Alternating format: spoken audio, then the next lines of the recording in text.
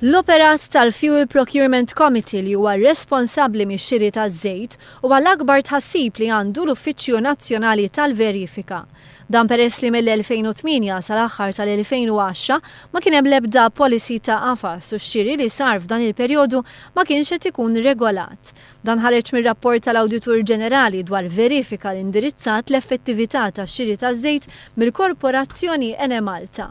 It-ħassib tal-Uffiċċju Nazzjonali tal-Verifika kompla kiber wara li rriżulta li l-minuti tal-laqgħat li saru bejn l-2008 u l-2009 kienu nieqsa mid-dettallu mingħajr l-ebda informazzjoni tad-deċiżjonijiet li jittieħdu.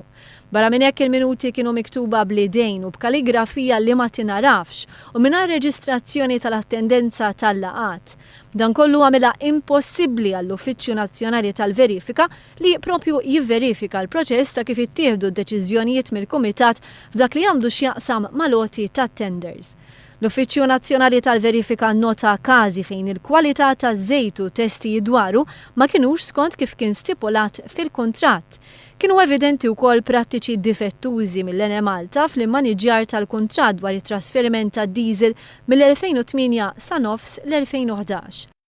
Barra minn hekk kien hemm kuntratti mġedda u mogħtija direttament lill-kumpanija li taħżen iż-żejt li l-Uffiċċju Nazzjonali tal-Verifika iqis li jmorru kontra l-prinċipji ta' governanza korretta. It-tieni parti tal-verifika ffokat fuq il-hedging, fejn anke hawnhekk intwera tħassib dwar in-nuqqas ta' qafas neċessarju biex il-Korporazzjoni Enemalta tistabbilixxi strateġija u nuqqas ta' kjarezza fl-irwol tal-Ministeru u l-Korporazzjoni fost affarijiet oħra.